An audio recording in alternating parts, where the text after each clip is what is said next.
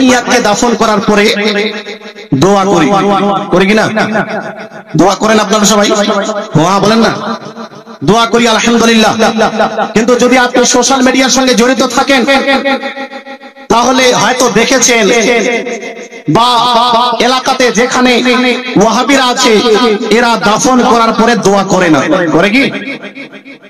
দোয়া করে না, তার সঙ্গে বলে যে দোয়া করা বেদাত, দোয়া করা যাবে না, দোয়া না করে চলে আসে।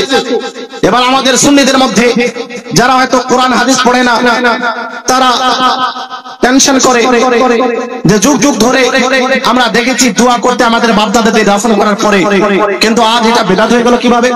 তার মানে কি আমাদের পূর্বপুরুষ ভুল করেছে, বেদাত কাজ করেছে, হারাম কাজ করেছে? আজ এই সমস্ত কথাবার্তা বলে যুবকদের টার্গেট করে সুন্নিয়ত থেকে বের করে তারা নিয়ে যাচ্ছে।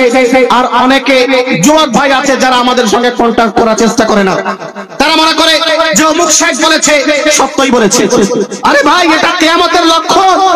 নবী পাক বলেছিলেন যে কিয়ামতের আশেপাশে, কিয়ামতের সন্নিকটে মানুষ এমন কথা মানুষের সামনে নিয়ে আসবে যেটাকে হাদিস বলে প্রচার করবে, শরীয়তের কথা বলে প্রচার করবে, অথচ শরীয়তের সঙ্গে তার কোনো সম্পর্ক থাকবে না।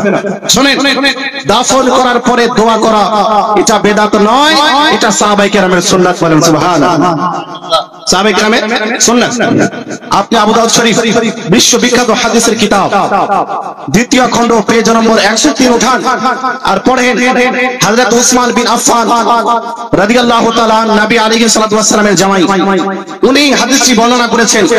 তিনি বলেন, কানা নবী সাল্লাল্লাহু আলাইহি ওয়াসাল্লাম ইদা ফারাগা মিন দাফনিল মাইয়িত ওয়াকাফা আলাইহি। হে জগৎবাসী শোনো, নবী পাকের অভ্যাস কি ছিল, নবী পাকের নিয়ম কি ছিল? নবী পাক যখন কাউকে দাফন করে দিতেন তো দাফন করার পরে সঙ্গে সঙ্গে কবরস্থান থেকে বেরিয়ে চলে যেতেন না, বরং দাফন করার পরে ওয়াকাফা আলাইহি কবরের পাশে দাঁড়িয়ে যেতেন। বলেন সুবহানাল্লাহ। কি করতে? দাঁড়িয়ে যেতেন। আজ এরা দাফন দেওয়ার এক সেকেন্ড ওখানে দাঁড়াতে চায় না, সঙ্গে সঙ্গে বেরিয়ে যায়। কিন্তু নবী পাকের সুন্নাত হযরত উসমান গনি বলছেন যে নবী পাকের নিয়ম ছিল ওয়াকাফা আলাইহি, যেতেন না দাফন করার পরে দাঁড়িয়ে যেতেন। কি করতেন দাঁড়িয়ে?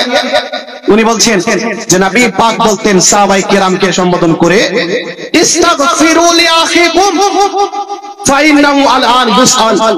হে আমার সাহাবায়ে কেরাম শোনো, এই যে তোমাদের ভাই মাইয়াত যাকে তোমরা দাফন করে দিলে, দুনিয়া ছেড়ে বিদায় নিয়ে চলে এসেছো কবরস্থানে, তার জন্য তোমরা দোয়া করো, কেননা কবরের মধ্যে এখন তাকে প্রশ্ন করা হবে। বলেন সুবহানাল্লাহ।